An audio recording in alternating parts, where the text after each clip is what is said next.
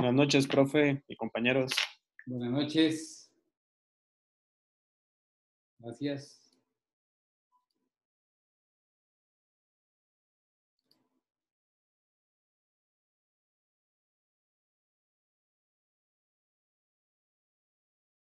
¿Están viendo la presentación? Sí, profe. ¿La pueden ver ahí?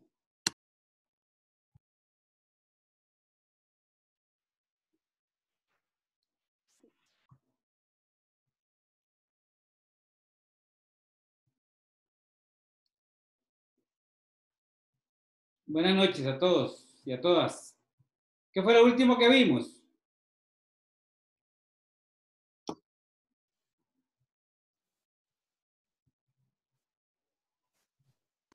Si no me equivoco, quedamos en la filmina 94. Ah, qué bien, eso sí está muy bien.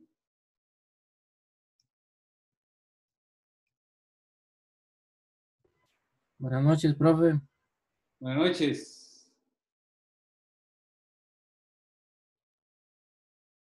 Ok. La clase pasada estábamos viendo el tema del remate y yo les estaba contando cómo es que se hace un remate, ¿verdad? Ya eso lo vimos. Vimos la filmina 93, vimos, bueno, lo del remate. Recordar que toda persona que quiera participar, para participar en un remate, debe depositar a la orden del tribunal o mediante dinero en efectivo, entero bancario, el 50% del monto, el 50% de la base. Ojo con esto. Si un bien se establece como base 100, obviamente lo que tiene que depositar es 50. Ese es el monto, digamos, que hay que depositar para tener derecho a participar en un remate.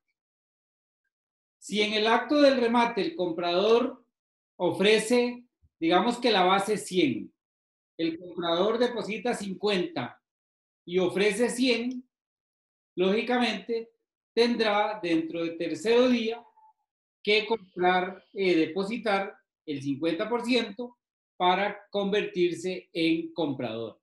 Vean, hay algo que es importante que tengan en cuenta. El remate es una venta forzosa, ordenada por un tribunal, pero al final de cuentas sigue siendo una venta. Y para hacer la venta se establece ese procedimiento que establece el Código Procesal Civil. Y hay algo que tengo que decirles. Yo tengo presentado en la Asamblea Legislativa un proyecto que seguro que está ahí durmiendo el sueño de los justos, que es un proyecto de remate judicial en línea. El remate judicial en línea presupone que las personas desde su computadora pueden participar en los remates judiciales y comprar los bienes por internet. ¿Cómo compran ustedes? Yo sé que muchos lo hacen, compran en línea. Ese proyecto de ley está ahí en la Asamblea Legislativa. Es en realidad un proyecto, digamos, el remate judicial en línea no es algo que yo me haya inventado. Ya se sabe que a nivel privado se hacen remates en línea y hay países como España donde el remate judicial en línea se hace. ¿Eso para qué? Para evitar, bueno, primero para utilizar las tecnologías y para facilitar la venta de bienes en beneficio de quienes quieren recuperar el pago de su crédito.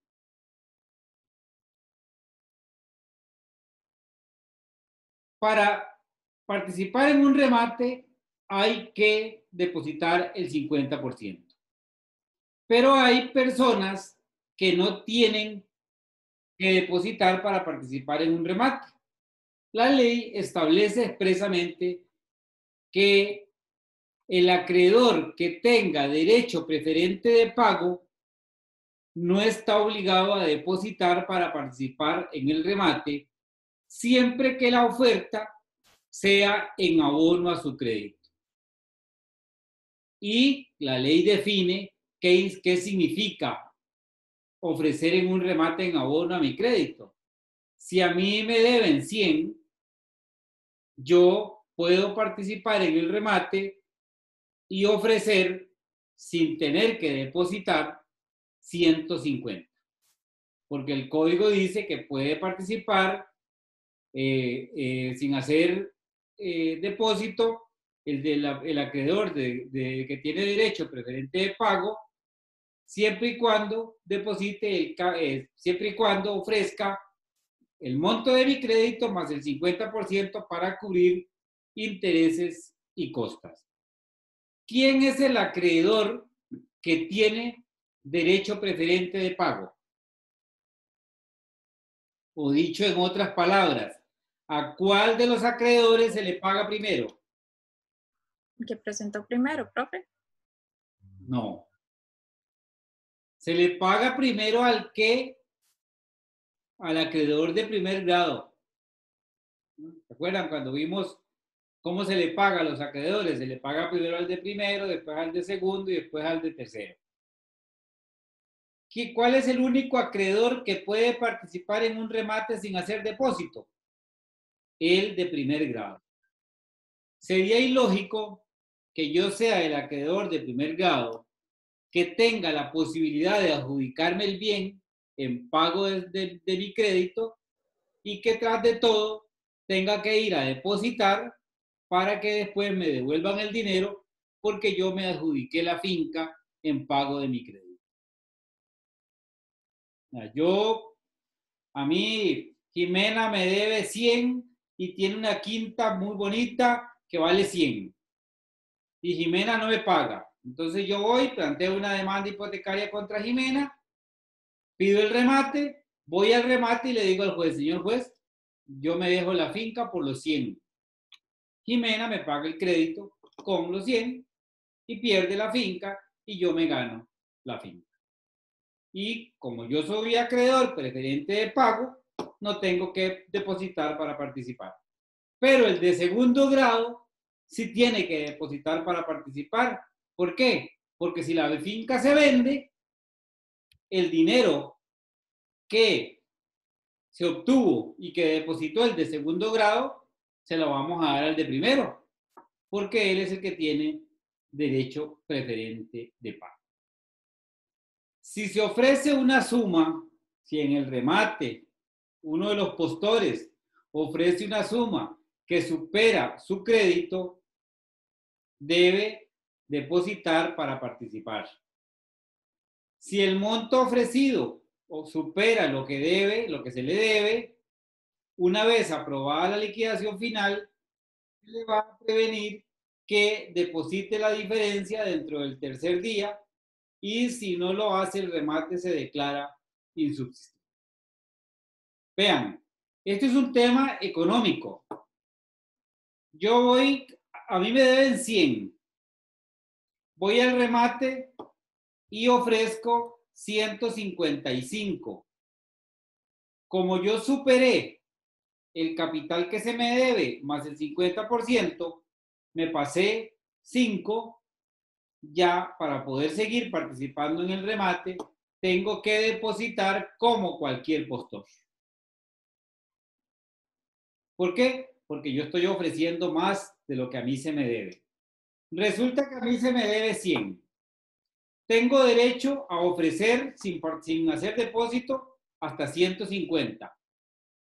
Y yo vengo muy alegremente y ofrezco 500. Bueno, me pasé de 150. Tengo que depositar para participar. Y tras de todo, estoy ofreciendo por la quinta, que me gusta mucho, hasta 500. ¿Qué dice el código? Que dentro del tercer día tengo que depositar la suma que falta para llegar hasta 500. Y si no deposito, el remate se declara insubsistente. ¿Qué significa que se declara insubsistente? Que se declara sin efecto, que se deja sin efecto. Y yo que deposité un dinero para participar, pierdo ese dinero. Ese dinero se pierde. Después se utiliza para pagarle a los acreedores que haya, pero yo como oferente pierdo el dinero. De todo lo que sucede en el acta de remate, en el acto de remate se levanta un acta. El acta la firma quien presidió el remate, la tiene que firmar el comprador, las partes y los abogados. Vean cómo el remate es un acto formal donde hay partes, hay comprador, hay abogados y hay un montón de gente. El tribunal, para facilitar la venta, puede ordenar a quien tenga los bienes que los presente el día del remate para que quienes lo van a comprar lo puedan ver. En los tribunales de San José, por lo menos, los remates se hacen en el cuarto piso. Entonces, cuando traían un vehículo para rematar, lo normal era que había que bajar en el ascensor para ir a enseñarle el vehículo a la gente que lo quería comprar. Eso es normal, se suspende el remate, se va y se ve el bien y se regresa. Si son bienes que son trasladables, ¿verdad? Si es una finca, ya es otra cosa. Si por su naturaleza no pueden ser trasladados, porque es una finca, por ejemplo, se puede disponer la inspección en el lugar donde se encuentren y cuando se considere pertinente, el remate se puede hacer incluso en el lugar donde están los bienes. Cuando haya ocultación de bienes o haya negativa del deudor a ponerlos a disposición del tribunal, cuando el tribunal lo ordene, se pone en conocimiento la negativa del deudor ante la autoridad penal para que se inicie un procedimiento penal contra la persona que se niega a colaborar con la administración de justicia. ¿Estamos? Hay dos institutos que es importante que ustedes tengan claro porque tienen una importante influencia en el tema de los remates. Hay una cuestión que se llama, hay un instituto que se llama remate fracasado y hay otro instituto que se llama remate insubsistente. Son diferentes. ¿Qué es un remate fracasado? Se entiende que un remate es fracasado cuando a la hora y fecha señalada para el remate no llega nadie. No llega ningún postor. Alguien, no recuerdo quién, me preguntó la clase pasada y le dije que se esperara, que hoy vamos a ver.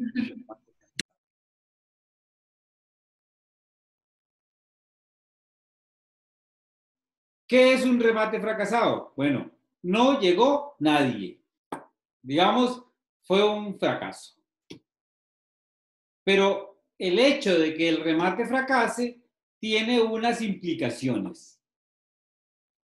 Porque no nos vamos a quedar simplemente con que fracasamos y ya, con el remate. Hay unas consecuencias que produce el remate fracasado. Si en el primer remate no llega nadie, no hay postor, se efectúa la segunda subasta una vez transcurrido un plazo no menor de 5 días.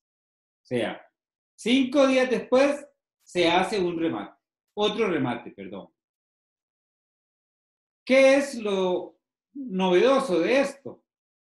Que en el segundo remate la base se va a rebajar en un 25% de la base original. Si en el primer remate el bien valía 100, en el segundo remate la base del remate va a ser 75. ¿Por qué se baja la base? Para hacer atractiva la venta, para ver si alguien se interesa como consecuencia de que el bien se está vendiendo más bajo. ¿Qué pasa si fracasa el segundo remate? No llega nadie.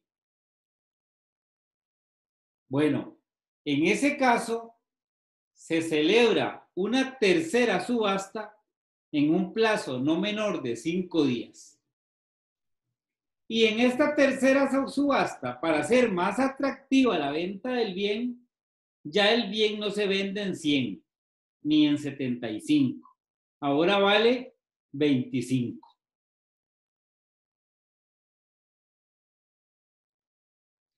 Como en esta remate el monto es más bajo, el postor que quiera participar debe venir con el dinero total que deba ofrecer. O sea, tiene que traer un maletín de dinero para que lo entregue en ese momento. Bueno, no un maletín, puede ser un cheque y todo lo que vimos antes. Profe, Sí. profe, digamos, si el bien se logra rematar hasta en la tercera, digamos, subasta, ¿qué pasa con la deuda? Digamos, se le da ese porcentaje al acreedor y ya. O sea, el acreedor pierde el 75% de lo que le debía. No, apúntela por ahí la pregunta, Joel. Si no se la respondo hoy, usted me recuerda, ¿yo? ¿Está bien? Ok, gracias. Está bien, gracias. Bueno. Profe, Y en la tercera subasta, ¿perdón? yo tengo otra pregunta. Sí, Es Verónica. respecto al depósito.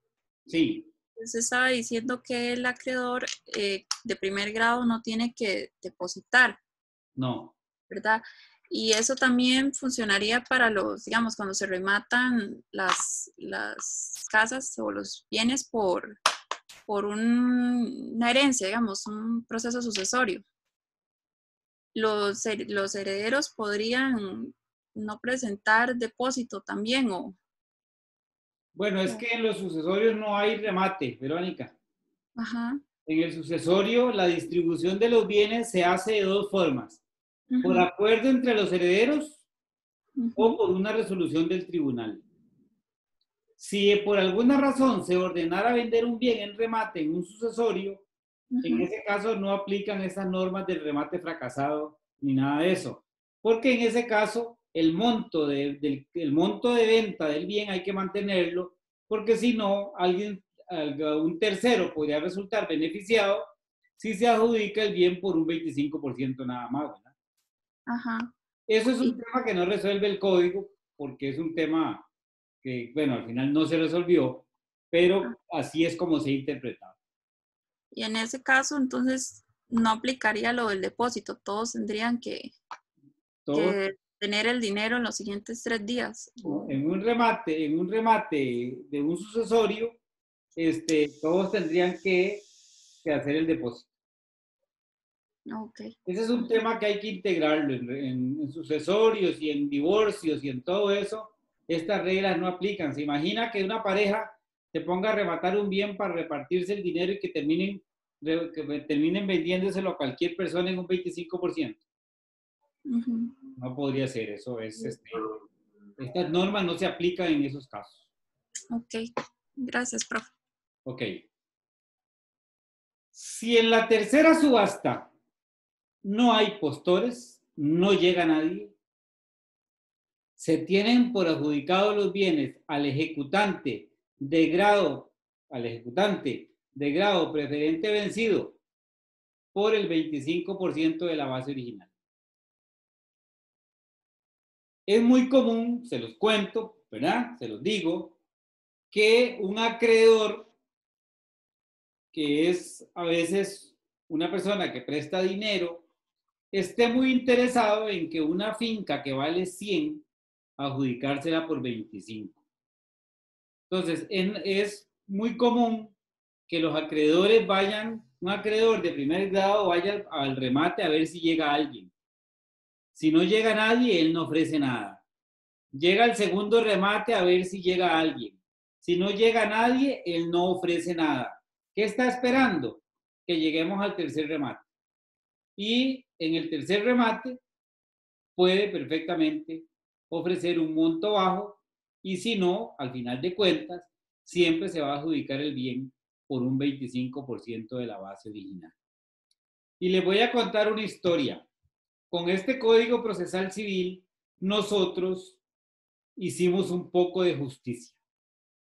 Con el Código de 1990, por la forma en que estaba organizado el tema de los remates, ¿saben por cuánto se podía adjudicar el acreedor el bien en el tercer remate por 1 colón. Y la deuda quedaba vigente, íntegra. Toda la deuda, el deudor seguía debiendo todo después de haber perdido el bien, porque con el bien que perdió solo abonó 1 colón, solo abonaba 1 colón a la obligación. Nosotros lo logramos subir al 25%, no sin encontrar algunas críticas al tema, porque se decía que a partir del Código Procesal Civil de 2018, nadie iba a prestar, los bancos no iban a prestar dinero, porque el valor residual de los bienes a arrebatar era demasiado alto. Bueno, ahí está el artículo, no ha pasado nada y todo sigue funcionando casi parecido, y de alguna manera el código ahora es más justo porque el deudor que no logra vender un bien, a veces por lo menos abona un 25% de la deuda. Y esto tiene que ver con otro tema. Ustedes saben que a veces se compran bienes muebles, por ejemplo, vehículos. El deudor compra un vehículo nuevo de paquete, le hace una prenda y se dedica a destruirlo, y cuando se saca a remate el vehículo, lo que es prácticamente una chatarra. Esto de alguna manera es perjudicial para el acreedor porque tiene que adjudicarse una chatarra por el 25%. Pero bueno, son las reglas del juego en el tema de las subastas. Profe, 2 preguntillas. Sí. ¿Está prohibido para el deudor participar en el remate? Sí. Sí. Hay una norma en el Código Civil que dice que el deudor no puede participar en el remate. Ok, y la otra es, digamos, una persona adquiere Ni un testaferro, bien. ¿verdad? Ni alguien que le envíe en su nombre. Sí. Digamos, el que adquiere el bien en un remate, ¿qué pasa con la inscripción en el registro? ¿De una vez se hace la escritura o tiene que ir a un proceso como de ejecución o algo así? ¿O cómo No, es? eso lo vamos a ver de un día de estos. Ok, gracias. Seguimos. Vean, a ver, necesito que anoten esta regla de oro para que la apunten ahí en el espejo para que la vean todos los días. Cuando el remate es fracasado, se modifica la base. El remate fracasado tiene como consecuencia la modificación de la base. ¿Estamos? Que no se les olvide eso. Existe lo que se conoce como remate insubsistente. Es diferente del remate fracasado. Un remate es insubsistente si el mejor postor no consigna el precio que ofreció en el remate en el plazo de 3 días. La base del remate eran 100, llegó, depositó 50 para participar, en 3 días tenía que depositar 50 y no los depositó. Salado. Pierde el dinero que depositó para participar en el remate por su falta de seriedad. ¿Qué pasa con ese dinero que pierde quien ofrece un remate y no deposita el resto?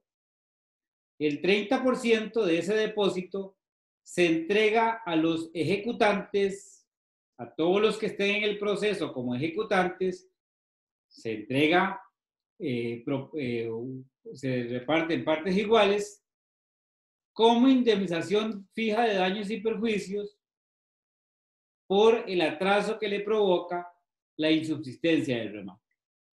El resto de ese dinero, o sea, el 70%, se le gira al acreedor de grado preferente en abono al crédito.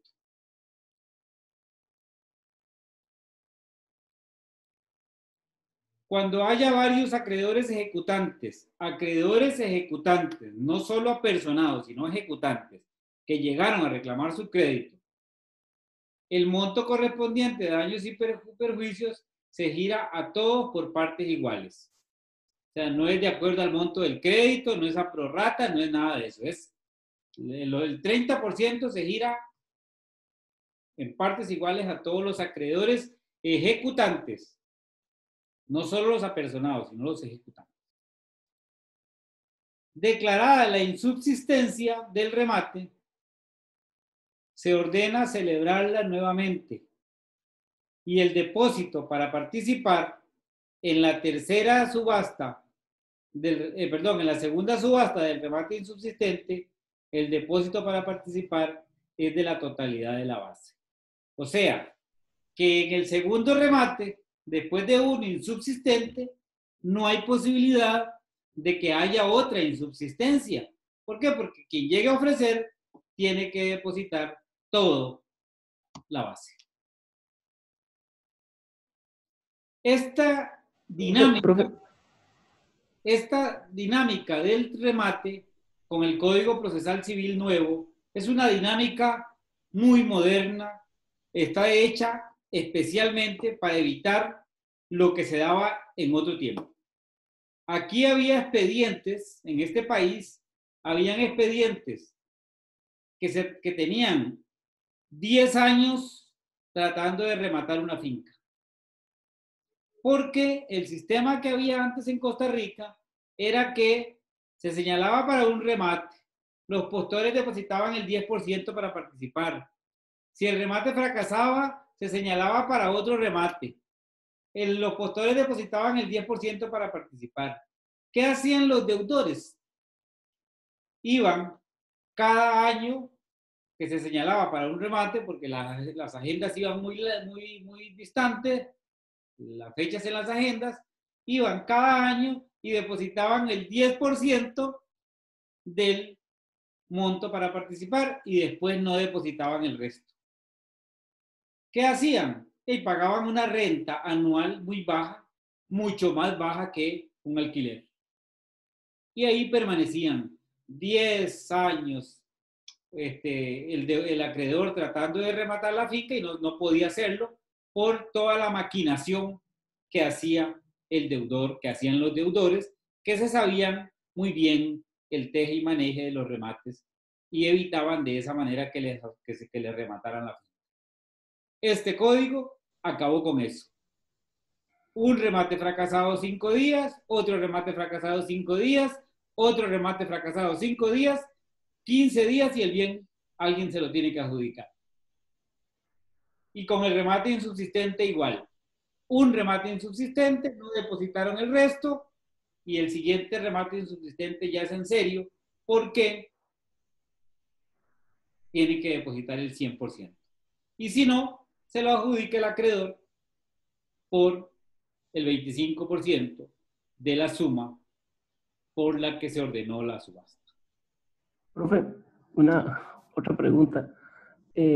Digamos, cuando se declara el remate insubsistente, al acreedor ejecutante de grado preferente se le paga el 70% del 50% que pagó el primero, el que ofreció en la primera subasta, ¿verdad? Correcto. Entonces, digamos, ya se le salda como un 35% de la base que le debían.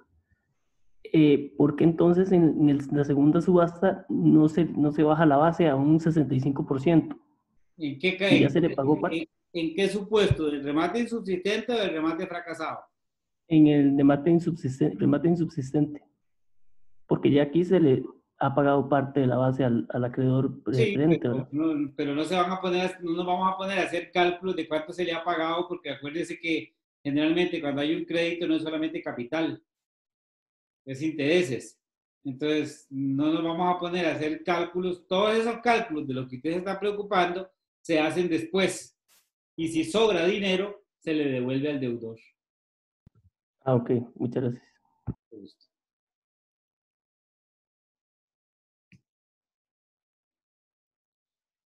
Practicado el remate, adjudicado el bien a alguno de los postores, el tribunal lo aprueba si para su realización se han seguido las disposiciones legales, ¿verdad?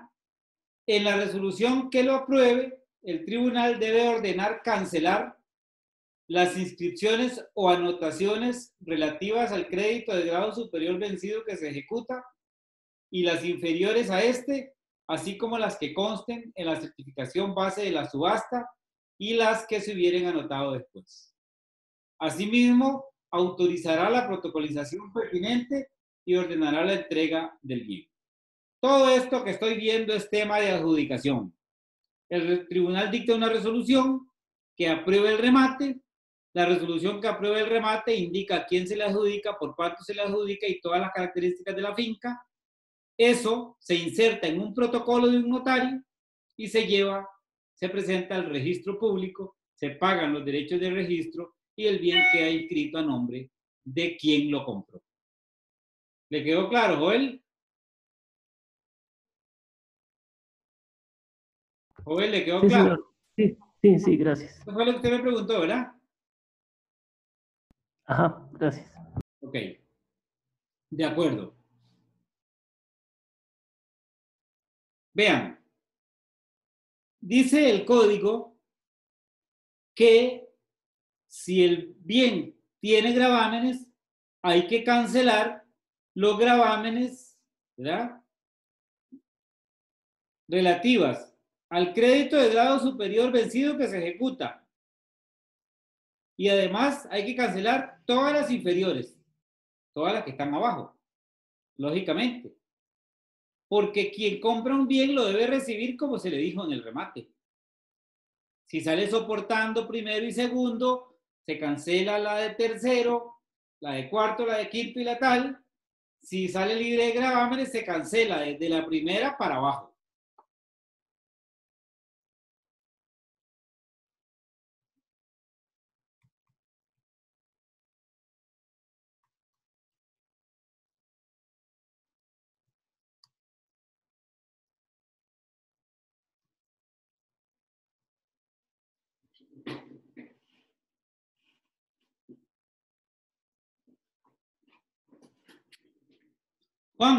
Juan Ramón. ¿Qué se dice Juan Ramón? Hace días no lo oigo.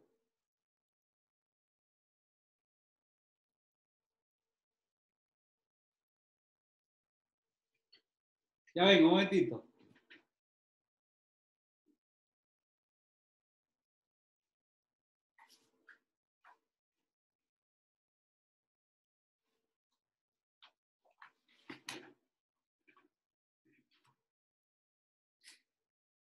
Alejandra Montero.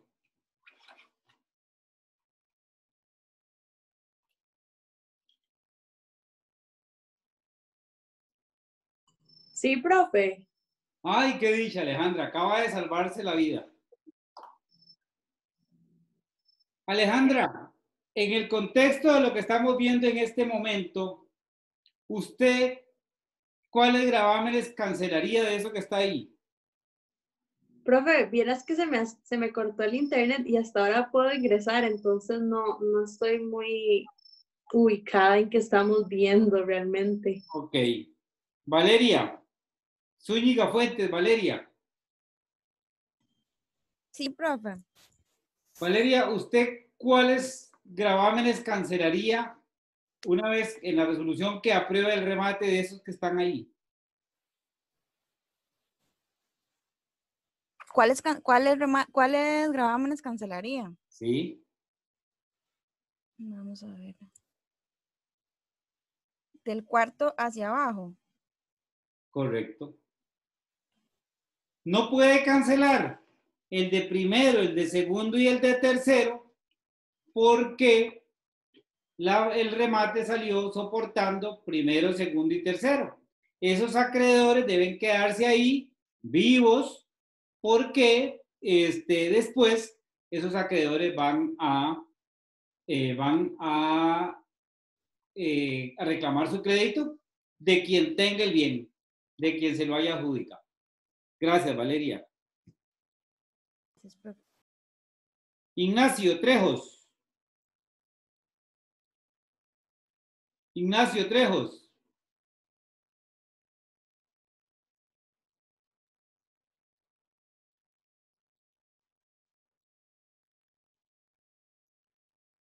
Alpizar Córdoba Adriana.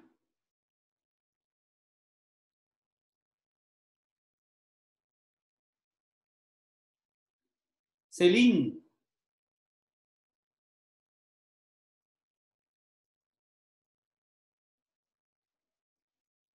Celín.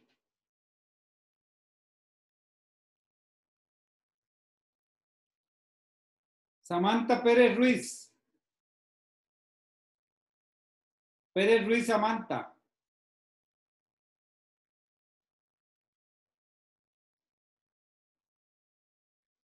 Picado José Pablo.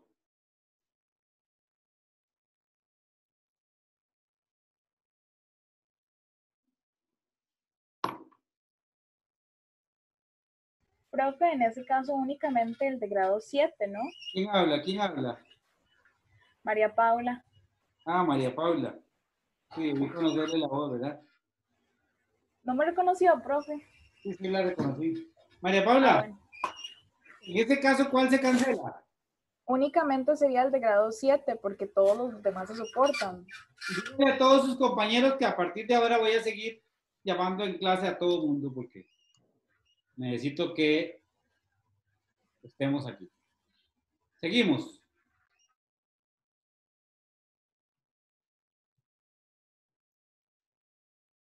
Ok.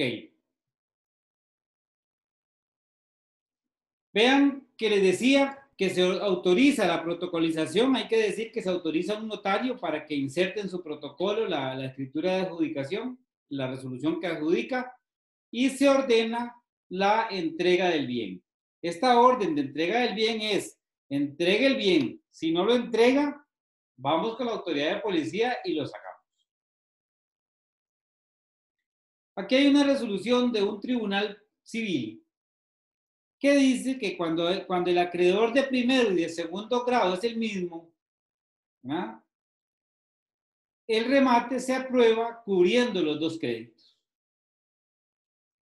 Esta es una resolución, digamos que en esa época, en el 2013, fue novedosa porque eso era algo que nunca se había permitido. Generalmente se decía, si el crédito desde primer grado no alcanza para adjudicarse el bien y él es el acreedor de segundo grado, tiene que depositar para completar lo de segundo grado, aunque después hubiera que devolverle a él mismo, que era el acreedor de segundo grado. Ya esta resolución permitió que para adjudicarle bienes a un acreedor que es de primero y de segundo, se tomen en cuenta los dos créditos y se cancelen los dos créditos con el bien, con el remate del bien. Y muy importante este tema que siempre sale, yo no sé por qué siempre sale en el examen. Siempre. ¿Cómo se impugna? Perdón. Sí. Sí. Es que quería preguntarle hoy para luego no avanzar mucho porque tengo una duda sobre el caso que le preguntó a la compañera que sí le respondió en el que está el cuarto vencido y el 7 vencido. Yo tengo una duda. Cuando sucede eso, siempre dependería de cuál fue el primer, bueno, cómo se establecieron los grados, ¿verdad? Pero únicamente esos dos están vencidos, ¿verdad? En el orden de... María Paula, acuérdese que el vencimiento de la de cuarto grado tiene como consecuencia el vencimiento de todas las que estén abajo. Ah, perfecto, eso era. Muchas gracias, profe. Entonces hay que cancelar de cuarto para abajo. Todas. Ok. Ahora sí ya lo tengo claro. Profe. Sí. Entonces los que están del cuarto para abajo quedan como en indefensión. ¿Cómo? Indefensión. No sé. ¿Cuándo ha visto usted que un código se haga para causar indefensión? No sé, digo yo, me surgió la duda. No sé si fue que entendí mal o qué. Vamos a volver a la filmina del cuarto grado. Recuerden que yo les dije a ustedes en la clase pasada, si yo soy acreedor de quinto, sexto y séptimo grado, me van a notificar, me van a decir, vea, vamos a arrebatar una finca en la que usted es acreedor, venga al remate, venga a tratar de subir el monto de la venta para que a usted le cubran su crédito. Si no vino y si no lo logró, el crédito no desaparece porque no fue pagado. Pero el acreedor no puede volver a rematar la finca porque aceptó una hipoteca de un grado demasiado alto. No es que se le cause indefensión, es que si no le cubre, es su problema por haber aceptado una hipoteca tan alta. Por eso usted no ve a un banco aceptando hipotecas que no sean de primer grado. Profe, mismo con qué base saldría. Ese mismo ejemplo, ¿con qué base saldría? ¿Usted estuvo en la clase pasada? Sí, pero tengo dudas de eso. En este. Ajá. ¿Cuáles fueron las reglas que yo di para establecer cómo se establece la base? Una finca solo se soporta los gravámenes de grado superior no vencidos. Ajá. Y la base de un remate cuando existe gravámenes siempre será la de grado superior vencida. Entonces, esa es lo que no entiendo. ¿Qué? Esa es la parte que no entiendo. ¿Qué dice la regla esa que acaba de leer? La base de un remate cuando existe gravámenes siempre será la de grado superior vencida. Entonces sería la de ¿Cuál es la de grado superior vencida en este caso? Bueno, la de 200 entonces. No, la de 200 no, la de cuarto grado. Bueno, sí, la de cuarto grado. Que es por 200. Ok, ya entendí. Listo, gracias. Sí, y acuérdense que la V que está abajo en la séptimo es una V para confundir nada más.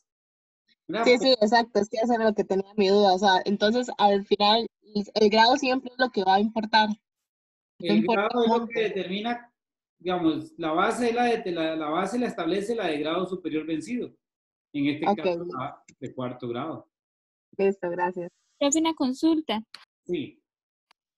En este caso no entiendo porque, bueno, aquí sería el de séptimo grado que se tiene que personar a ver si suben la base. No entiendo cuando usted dice que suban la base, no sé, no. No.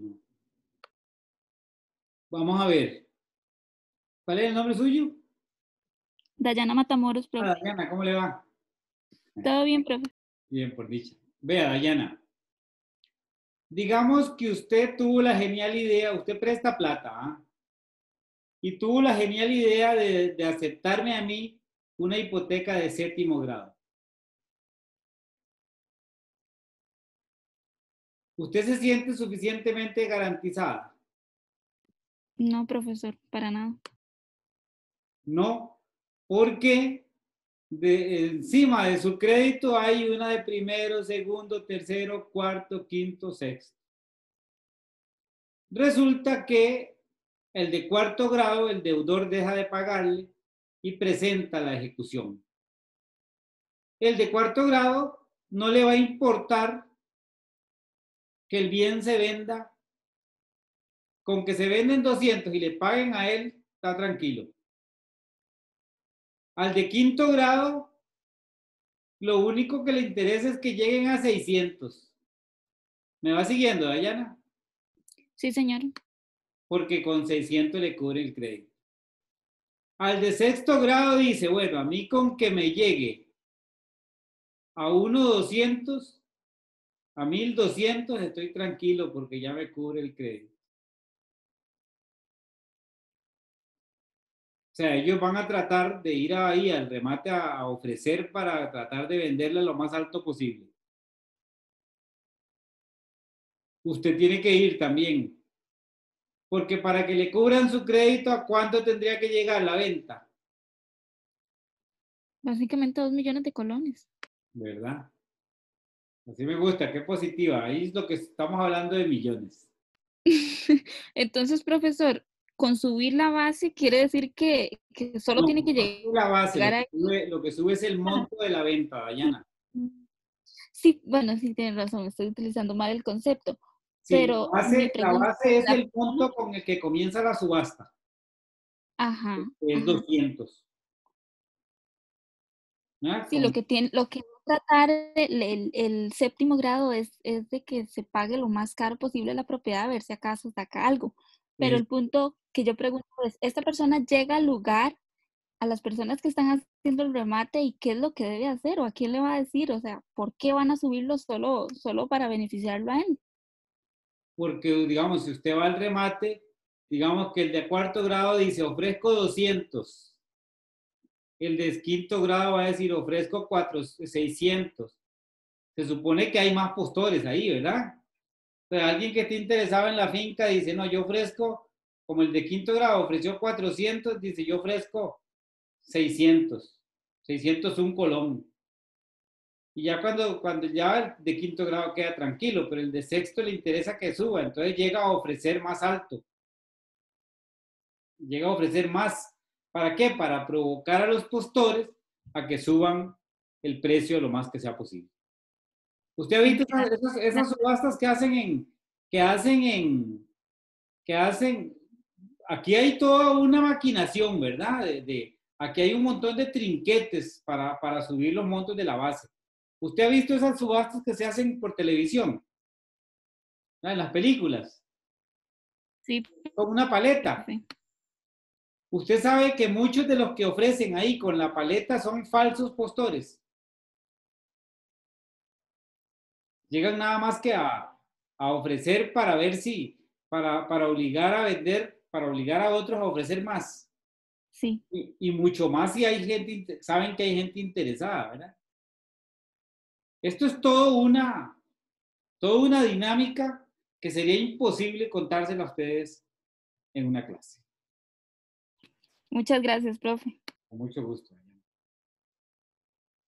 Creo que le respondí a todo, ¿verdad? Las dudas.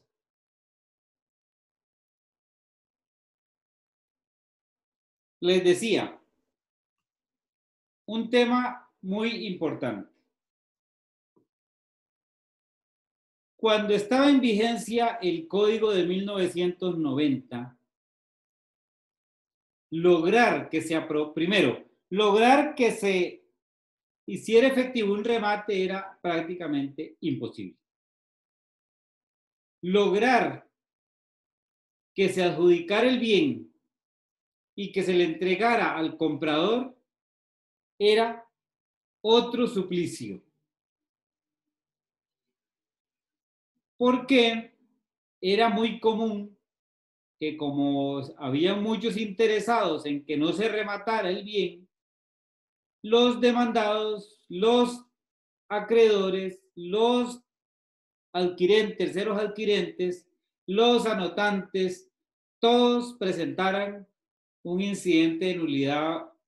Uno presentaba un incidente de nulidad, lo rechazaban, otro presentaba otro incidente de nulidad después, no era la misma persona, ¿va?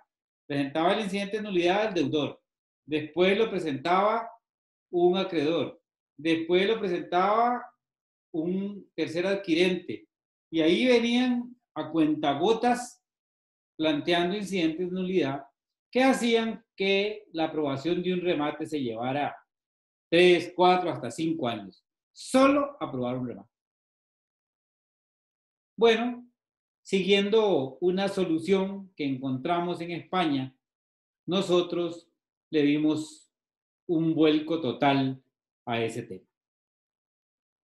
Se puso como regla absoluta: si se quiere impugnar la actividad de remate de bienes, quien quiera impugnar solo tiene una oportunidad, todos a la vez. Tiene que establecer recurso de revocatoria con apelación contra la resolución que aprueba el remate. Antes no. Antes el tribunal dictaba una resolución, aprobaba el remate, apelaban de la resolución que aprobaba el remate, pedían revocatoria, pedían apelación. Después de que ya pasaba el trámite de revocatoria y apelación, que se podía llevar año y medio, venían el chorro de incidentes. Ahora, no. Tiene 3 días, después de la resolución que apruebe el remate, tienen 3 días para pedir revocatoria con apelación de la resolución que lo aprobó. No lo hacen, salados. Esa es la única oportunidad que tienen. Bueno, solo hay otra oportunidad. En supuestos graves de indefensión, donde efectivamente hay una grave indefensión, puede plantearse un incidente de nulidad.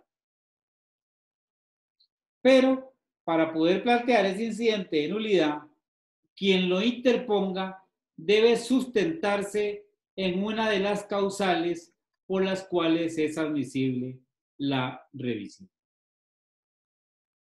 Vean que es como una especie de revisión, ¿verdad? El instituto de la revisión, que ustedes conocen, la demanda de revisión, nada más que es un incidente. Y dice el código que ese incidente solo se puede plantear dentro de los 3 meses posteriores al conocimiento de la causal por la cual se interponga, del momento en que el perjudicado debió conocer la causal o pudo hacerla valer. O sea, hay 3 meses para plantear el incidente de nulidad. Una vez pasado esto, la aprobación del remate queda firme, se le adjudica al comprador y se le entrega al comprador.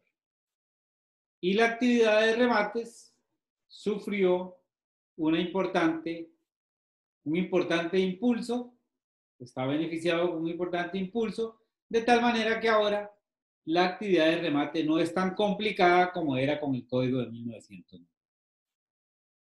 Alison, ¿iba a decir algo? No, perdón. Sí. Seguimos.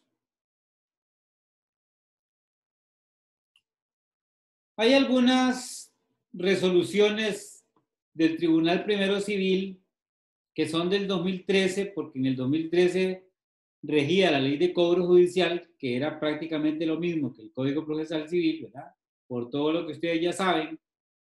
Y ahí se analizaban algunas situaciones.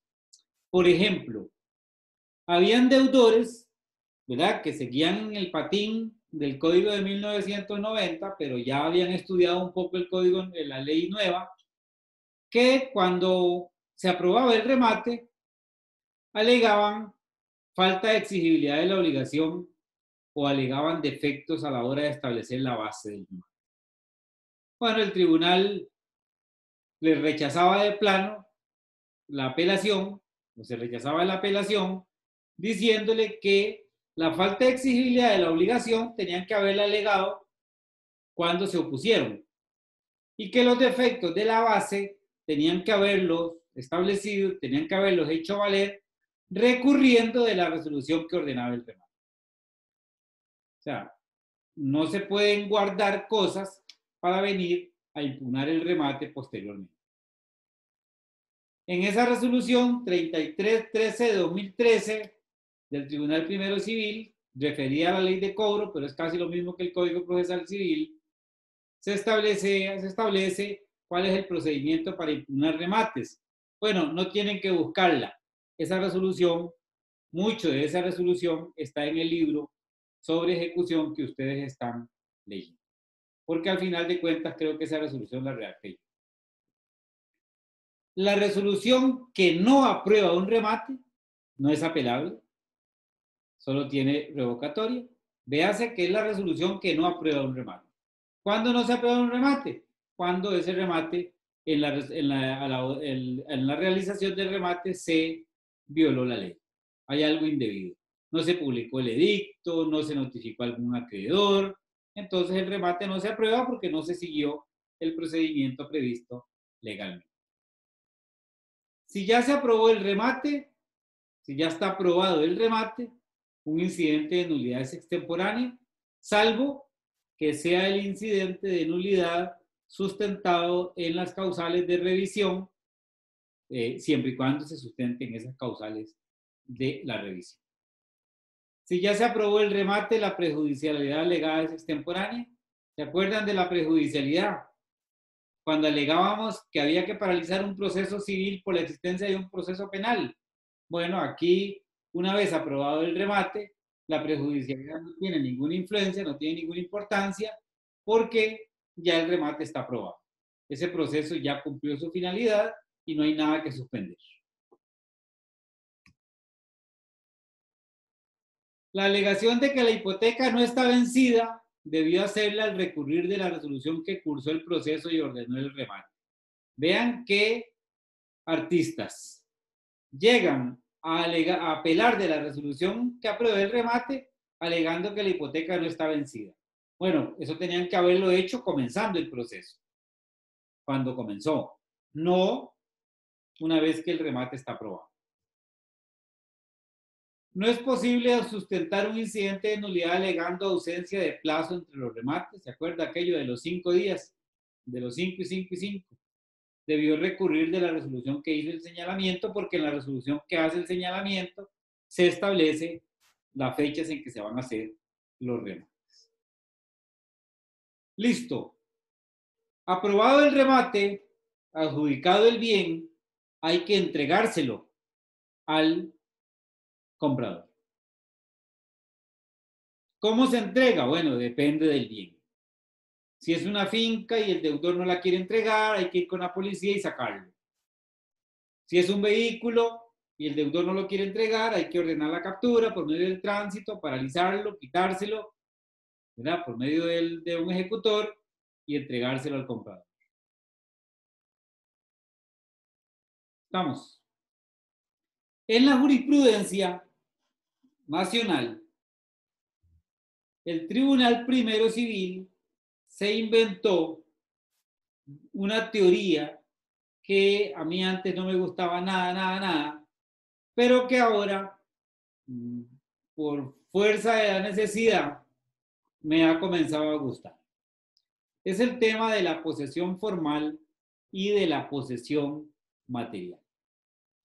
La posesión formal es algo así como una no puesta en posesión, y la posesión material es cuando la puesta en posesión se hace realmente.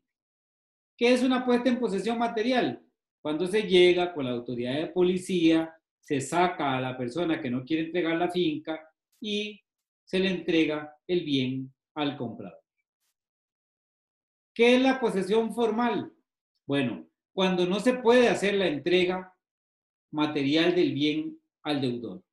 Ejemplo, vamos a entregarle un bien adjudicado a un comprador. Resulta que cuando llegamos a hacer la entrega, sale un inquilino con un contrato de arrendamiento y demuestra un contrato de arrendamiento con fecha cierta, debidamente inscrito en el registro, y nos demuestra que él está alquilando el bien. Lógicamente no podemos sacar a la fuerza al inquilino, porque él tiene un derecho que hay que respetar, un derecho de arrendamiento. ¿Qué se hace en ese caso? Bueno, se hace lo que se conoce como la puesta en posesión formal. ¿Qué es la puesta en posesión formal? Bueno, se hace un acta donde se dice, se le hace la puesta en posesión formal al dueño de la finca, tal y tal, y se le hace ver al inquilino que a partir de ahora tendrá que pagarle los alquileres al nuevo dueño, que es el señor, tal y tal y tal. Es una pseudo puesta en posesión, pero es a lo más que se puede llegar para respetar los derechos del inquilino. Profe. Sí. Porque dice que no le hacía como mucha gracia. A mí no me gustaba cuando yo comenzaba a hacer, cuando comenzaba a estudiar. No, cuando comenzaba a estudiar no. En algún momento a mí no me gustaba la puesta en posesión formal porque en realidad no hacen nada. O sea, si yo quiero que me entreguen un bien, tienen que entregármelo. Para eso se ordenó ponerme en posesión. Pero claramente esta teoría de la puesta en posesión formal es interesante porque nos permite solucionar el problema que se presenta en un caso como ese que les expuse, como el caso del inquilino. Y como en algún momento a mí me tocó resolver ya estos temas, tuve que refugiarme en esa teoría para no hacerle daño a ningún inquilino. Casi que fue por necesidad que me tuvo que gustar. No me quedo de otra. Profe, Sí.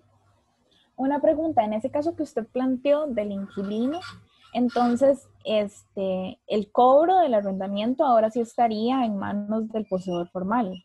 Claro. El poseedor formal, que además es el propietario actual, y el inquilino no le paga, yo como adquirente de un bien en remate le mando una carta al inquilino y le digo, mire, a partir de ahora usted me paga la renta a mí, obviamente le compruebo todo lo que tengo que comprobarle, y si no me paga, después le establezco un monitoreo rentaticio o un desahucio, que ustedes saben de todo eso. Ahora ya yo hablo con ustedes muy libremente de derecho procesal porque saben mucho, y que él me pague la renta a mí. Gracias, profe. Mucho gusto. Profe, sí. Profe, una pregunta. Joel, si algo no le he respondido de lo que me ha preguntado, me dice, y ahora ya estoy en condiciones de responder. Sí, bueno, tengo una pregunta con respecto a lo siguiente. Los remates que hacen los bancos, digamos, se regulan por el código, este código o digamos, son como diferentes. Los remates que hacen los bancos se rigen por el Código Procesal Civil. Solo que en cuanto a los bancos, la ley del Sistema Bancario Nacional establece ciertas prerrogativas. Por ejemplo, son prerrogativas en favor de los bancos. Por ejemplo, que el remate no se puede hacer si no hay un representante del banco. ¿Qué es la idea? Que el banco no resulte perjudicado con una venta ruinosa, con una venta por una suma muy baja. Y así hay ciertas normillas especiales en la ley del Sistema Financiero Nacional para la Vivienda también, que hay que tener cuidado cuando se trata de un remate del sistema bancario de un banco y cuando se trata de un remate del Sistema Financiero Nacional para la Vivienda. Pero se rige por el Código Procesal Civil. Okay. Estamos. Vamos a comenzar a ver el tema de la ejecución hipotecaria y prendaria. Esta ejecución hipotecaria y prendaria a ustedes les va a resultar muy sencilla porque prácticamente es lo que ya vimos. Lo que pasa es que en este tema es importante que ustedes lo vean desde la perspectiva de la ejecución hipotecaria y prendaria. Digamos que todo lo que vimos anteriormente son disposiciones generales de la ejecución de bienes de remates. Ahora vamos a ver específicamente el tema de la ejecución cuando el crédito consta en una hipoteca y cuando consta en una prenda. ¿Cuál es el título base para una ejecución hipotecaria o para una ejecución prendaria? El Código Procesal Civil unificó el procedimiento. Antes del Código Procesal Civil, para ejecutar una hipoteca había un procedimiento establecido legalmente y para ejecutar una prenda había también un procedimiento diferente. O sea, habían dos tipos de procesos regulados en el Código Procesal Civil. Tomando en cuenta que al final de cuentas es la ejecución de una garantía real, ¿verdad? Hay un derecho sobre el bien. El Código Procesal Civil las unificó las dos y ahora solo tenemos que estudiar las normas de ejecución con una idea unificada. ¿Cuáles son los títulos que sirven de base a una ejecución hipotecaria o prendaria? Dice el código que sirven de base las hipotecas comunes. O sea, una hipoteca de las que todos conocemos. Pero también sirve la hipoteca de cédulas. La hipoteca de cédula es un tipo de hipoteca que tiene un funcionamiento diferente. Si a mi hijo él me presta dinero, yo comparezco ante un notario y le otorgo una hipoteca sobre la finca mía. Y Joel se convierte en deudor y yo me convierto en deudor y Joel en acreedor. En cambio, en la hipoteca de cédulas es diferente. Bueno, puede ser diferente. En una hipoteca de cédula resulta que yo tengo una finca y no tengo plata. Entonces me voy a donde un notario y le pido que me haga una hipoteca de cédulas. ¿Qué es una hipoteca de cédulas? Una hipoteca que el registro me da varios documentos, digámosle como cheques, que son cédulas hipotecarias. Cuando yo no tengo dinero, voy a donde Joel y le digo, Joel, mira, necesito 1 millón, te doy esta cédula hipotecaria y me das 1 millón. Y Joel recibe la cédula hipotecaria y me da 1 millón. O voy donde Pedro y le digo, Pedro, mira, necesito plata y aquí tengo otra cédula hipotecaria. Esas cédulas hipotecarias son títulos valores que me sirven para obtener liquidez cuando estoy sin plata. Cuando tengo plata, voy donde Joel y le digo, Joel, aquí está la plata, dame la cédula. ¿Para qué? Para evitarme que después me rematen la finca. Esas hipotecas comunes y las hipotecas de cédula están reguladas en el Código Civil. Es como ir a vender bonos de deuda, profe. Es correcto. Ok. También son títulos las prendas debidamente inscritas. ¿Cuál es la diferencia entre una hipoteca y una prenda? Que la hipoteca es sobre bienes inmuebles y la prenda sobre bienes muebles. Ambas se inscriben en el registro público, pero para que sean títulos base de un proceso hipotecario o prendario, tienen que estar inscritas. Y dice el código que constituyen títulos de ejecución con renuncia de trámites para hacer efectivo el privilegio sobre lo grabado o en su caso sobre la suma del seguro, así como para hacer efectivas todas las garantías personales, las cuales se entenderán limitadas al saldo de estudio. ¿Qué dice este artículo en esa redacción que tiene esos tecnicismos? Bueno, dice que una hipoteca inscrita, que una prenda inscrita es suficiente título para obligar al deudor a pagarme lo que me debe y que si no me paga, esa finca se puede rematar o ese bien se puede rematar y se le puede cobrar a los fiadores que hayan suscrito la prenda y la hipoteca. Solo que los fiadores responden únicamente por el saldo en descubierto. ¿Qué significa esto?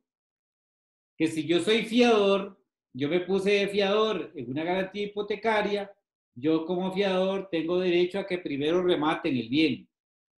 Y solo si no alcanza para pagar, yo entro a funcionar como fiador.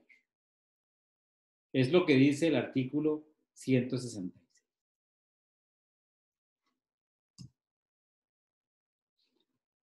Las hipotecas y las prendas que por disposición legal no requieran inscripción tienen la misma eficacia. O sea, hay hipotecas que no necesitan inscribirse, como por ejemplo las hipotecas legales, que son las que se establecen en favor de las municipalidades por el cobro de tributos. Para efectos de plantear un proceso hipotecario o prendario, yo tengo que presentar los originales de las cédulas hipotecarias y los cupones de intereses, ¿verdad?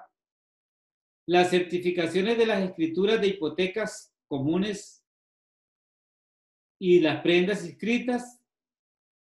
Y en esos documentos hay que certificar que las inscripciones que constan en el registro público son las que están vigentes a ese día. Es decir, que las inscripciones no están canceladas o modificadas por otro asiento.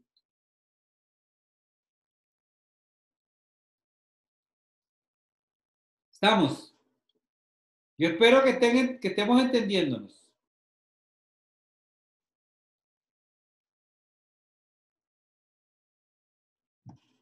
Ya tenemos claro que para presentar un hipotecario y una prenda tenemos que presentar la cédula hipotecaria, tenemos que presentar la certificación de la prenda, la certificación de la hipoteca y una certificación de que esa hipoteca y esa prenda están vigentes al día de hoy y que no han sido modificadas.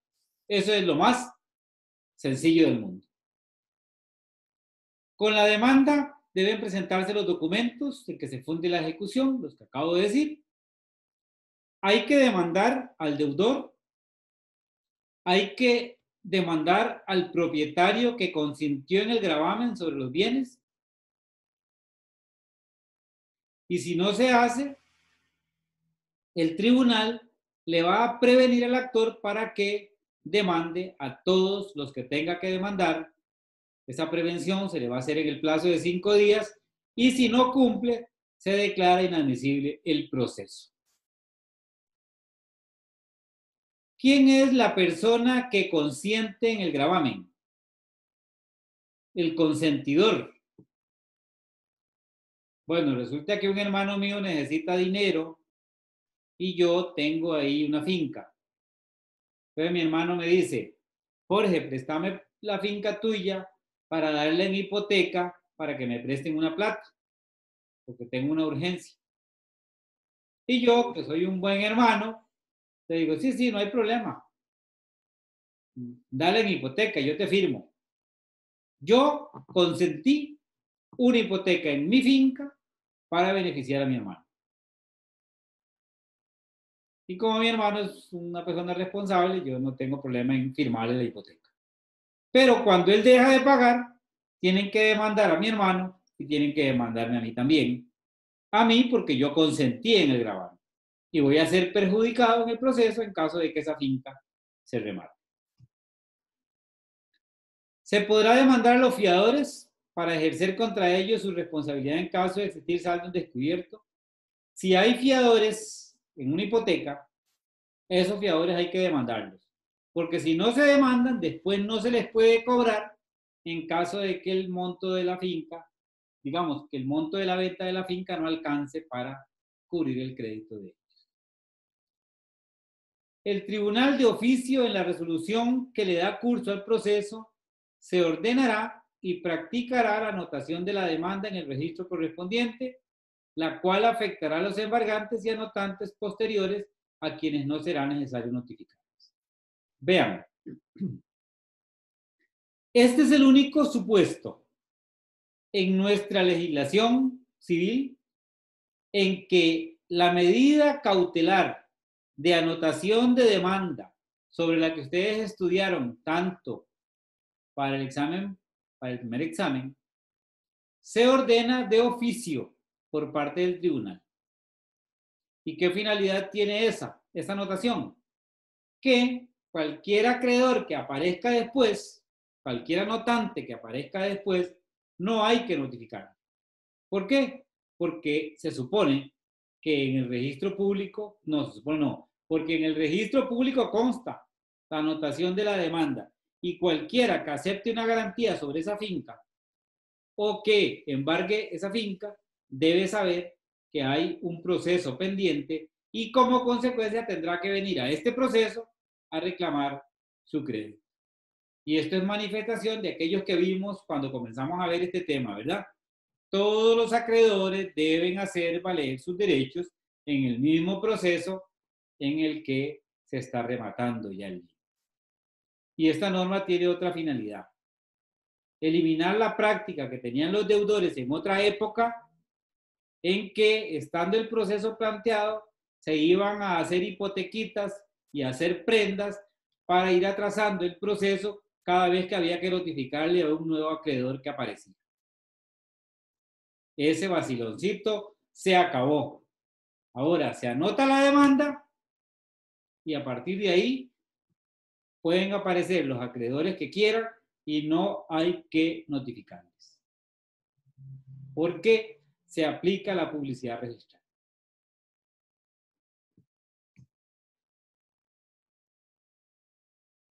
Muy bien. Estamos claros que en este momento estamos viendo procesos de ejecución.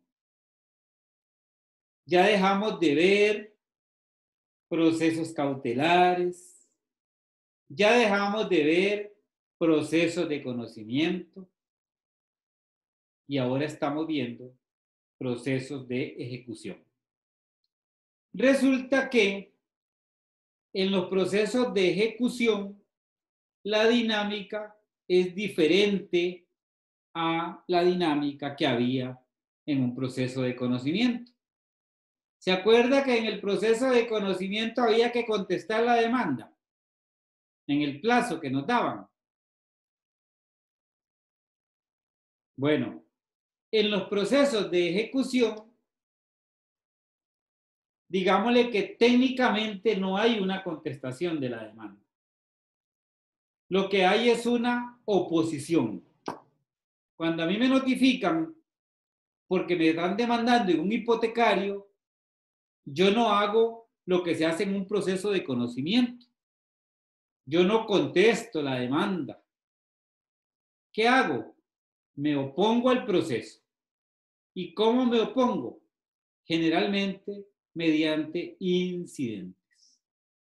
Bueno, en el Código de 1990 no había plazo para oponerse en un hipotecario. La jurisprudencia decía que el deudor se podía oponer 8 días antes de la fecha señalada para el remate. Era un desorden procesal el que había. El Código Procesal Civil nuevo dice, cuando a usted le notifiquen un proceso hipotecario, tiene 5 días hábiles para oponerse. ¿Y cómo se opone? Presentando una oposición dentro de los contornos que establece el 168 del Código Procesal Civil. Dice, en los procesos de ejecución hipotecaria y prendaria solo se admitirá oposición referida exclusivamente. Usted solo puede oponer falta de exigibilidad de la obligación, pago y prescripción. ¿Cómo lo hace? Mediante un incidente de falta de exigibilidad, un incidente de pago o un incidente de prescripción. Debe hacerlo dentro de los 5 días. Una vez que el demandado se oponga, se le da audiencia por 3 días a la parte actora, se practica la prueba que haya que practicar y se dicta una resolución resolviendo el incidente. Y aunque el demandado se oponga, no se suspende el remate. Acuérdense que suspender un remate es prohibido.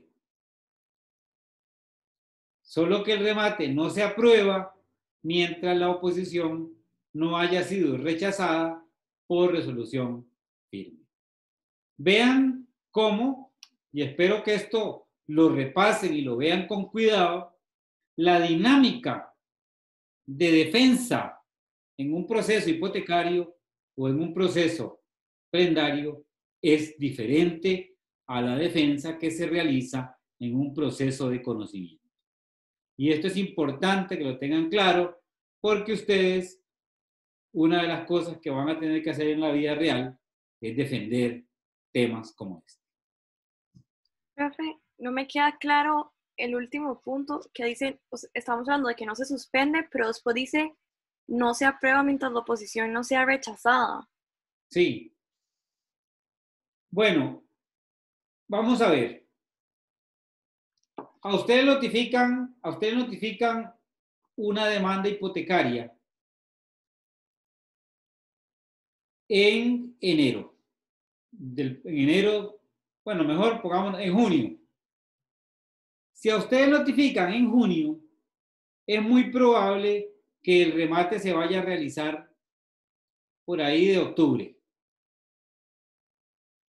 Usted se va a oponer, digámosle, a finales de junio. alguien podría pensar que como usted se opuso, el remate no se va a poder, digamos que el remate se va a hacer en julio. Si alguien podría pensar, bueno, es que como el demandado se opuso, no se va a poder hacer el remate. Claro, el remate se hace. Y no se aprueba hasta que no se haya resuelto si a usted se le admite o no la oposición. Imagínese que se aprobara el remate y que usted lograra que declaren que usted, digamos, usted lograra que el juez diga que usted pagó ya.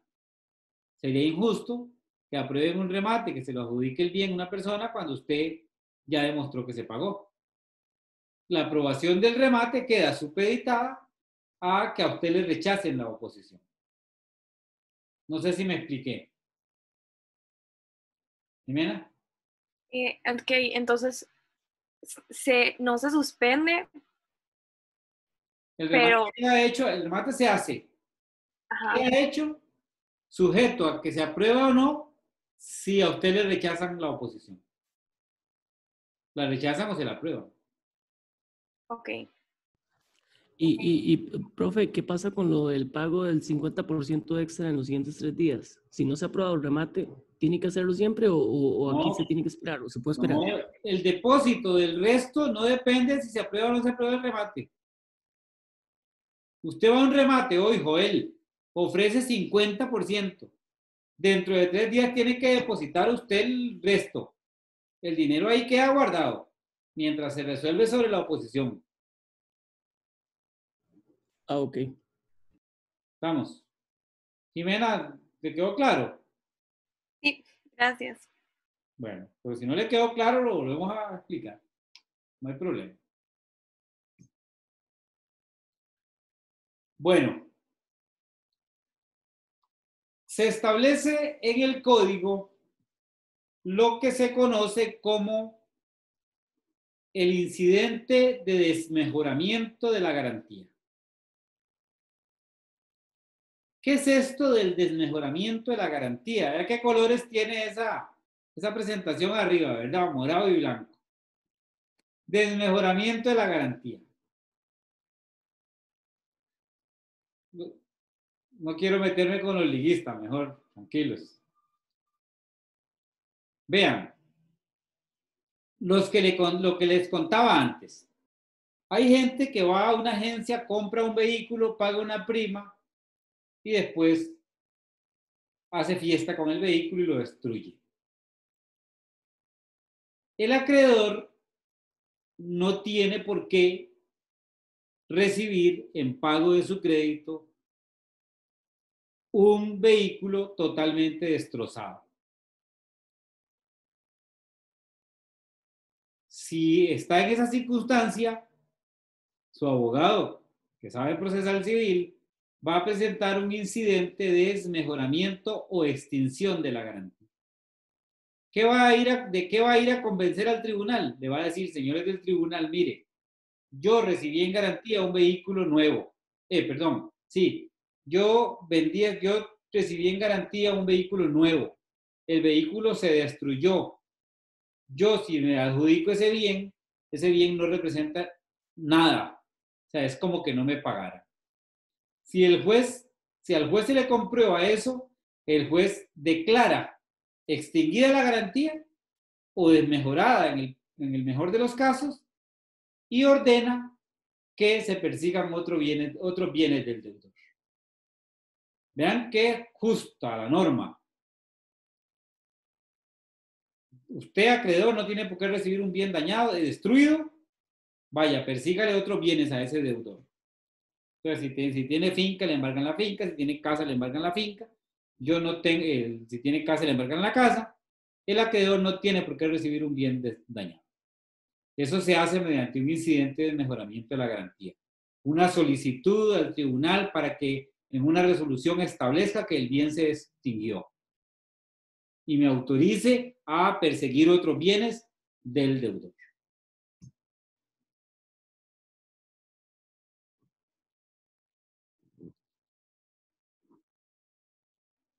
Una vez que se han ejecutado las garantías reales, O sea, que se ha rematado la finca, se ha rematado el vehículo.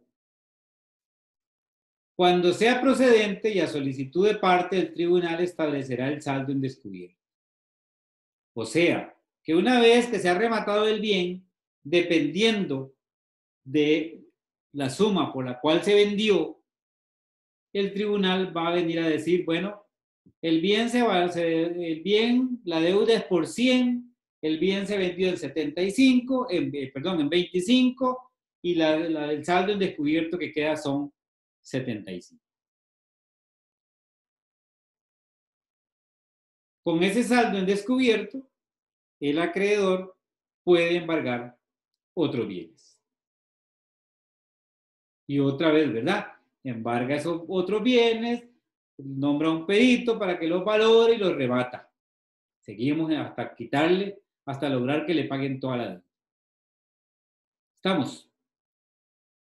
Los acreedores de grado inferior no satisfechos, el de cuarto, quinto, sexto, séptimo, podrán cobrar lo que se les adeude en el mismo expediente.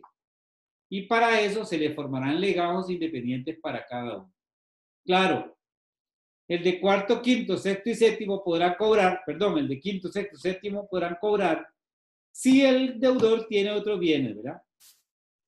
Porque si no tiene otros bienes, rematado el único que tenía, prácticamente se quedan sin posibilidad de cobrar. ¿Cuál es la posibilidad que les queda?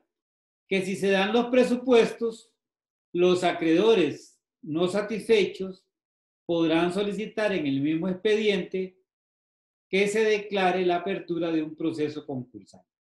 O sea, que se declare al deudor como en concurso o en quiebra. Pero la declaratoria de concurso o quiebra no sirve para nada si el deudor no tiene otros bienes. Para el trámite y la resolución de la solicitud de apertura del proceso concursal, hay que enviar el expediente al tribunal que conoce de procesos concursales. Vean cómo todo esto que estamos viendo, jóvenes, es el tema de la persecución. Es todo un mecanismo de persecución contra el deudor que ha dado un bien en garantía o al que se le ha embargado un bien para convertir ese bien embargado en dinero para el pago de la deuda. Para ir finalizando. Perdón, una pregunta. Sí. ¿Cómo era el proceso concursal? ¿Cómo qué? ¿Qué era el proceso concursal? ¿He oído hablar de las quiebras? Sí, señor. Bueno, ese es un proceso concursal. Lo que pasa es que en Costa Rica tenemos, digámosle, dos procesos concursales. El concurso, que es como una quiebra, pero es para personas que no son comerciantes, y el proceso de quiebra, que es para los comerciantes. La quiebra se regula en el Código de Comercio y el concurso en el Código Civil. Gracias, profe. Sí, veamos. Ok, y ya para finalizar la clase de hoy, porque la otra clase tenemos que ver otro tema no menos importante, se establece una norma de integración normativa que está extrañamente al final del código, pero que ya ustedes saben que al principio del código hay otra norma de integración normativa. Dice que las disposiciones de la ejecución por suma líquida y los remates y de remates serán aplicables a los procesos de ejecución hipotecaria y prendaria en lo que sea pertinente. ¿Se acuerdan que al principio vimos unas reglas generales de ejecución, de remate de bienes? Bueno, como el proceso hipotecario y prendario no están regulados en todo completamente, no había que repetir normas para hacer un código más grande, tenemos claro que las normas de remate y todo que vimos al principio se aplican en las hipotecas y las prendas. ¿Estamos, chicos? Vean. Sí. Perdón que regrese el tema, es que otra vez le está dando vuelta lo de la oposición y la suspensión del remate. Sí. no entiendo si la aprobación no se supone que es antes del remate. ¿Cómo puede no suspenderse y esperar hasta que se apruebe entonces? O sea, al fin y al cabo el efecto sería el mismo, se está suspendiendo hasta que se apruebe. Ok, Jimena. ¿Qué es el remate? Poner la venta de bienes embargados. Ok. ¿Cuándo se hace el remate? Cuando el auxiliar se presenta al frente del tribunal a anunciar la venta. ¿Se acuerdan? Que la clase pasada hice toda esa obra de teatro y yo. Sí. Ok. Sí, la que le da vergüenza hacer. El remate tiene una resolución que lo ordena. Y después de la resolución que lo ordena, se notifica a todo mundo. Y entre la resolución que lo ordena y la notificación a todo mundo, hay que notificar al deudor. El deudor se opone. Puede ser que por las agendas, voy a poner un proceso. A usted le notifican un remate, usted la deudora, le notifican que se va a hacer un remate en febrero. Y a usted la notifican en enero. Usted tuvo que haberse opuesto a inicios de febrero. ¿Ah? Pero el remate se va a hacer a mediados de febrero. Ok, ya. Entonces, cuando usted se opuso, el remate no se había hecho. Pero es posible que haya que salir a la puerta del juzgado a hacer el remate cuando a usted no le han resuelto si la oposición se le admite o no se le admite. Eso significa. O sea, el remate, hay que ir a salir a la puerta del juzgado a hacer el remate, aunque la oposición suya todavía no se haya podido ver por la dinámica de las agendas y todo lo demás. Entonces, se hace el remate, su oposición está pendiente. Después se discute si se admite o no su oposición y cuando se haya rechazado su oposición, el tribunal dicta una resolución donde dice, en virtud de que se rechazó la oposición de Jimena, se aprueba el remate y se le adjudica el bien a la creencia. Ok. No sé si me expliqué. ¿Me expliqué, Jimena? Sí, ya entiendo. Bueno. Gracias, profe. Mucho gusto. Bueno, chicos y chicas, para la próxima clase vamos a ver el proceso de tercería en el nuevo Código Procesal Civil. Por favor, sigo recomendando, lean. Lean y la próxima clase voy a hacer, a partir de ahora, todas las clases voy a hacer llamadas orales con la lista que tengo aquí de estudiantes para irnos preparando para el examen final, que es, el examen final es el 9 de julio a las 5:50. Profe, llamadas orales de la misma materia. De la misma materia sin previo aviso. A partir de ahora voy a hacer llamadas orales. Las voy a hacer antes de que comencemos la clase.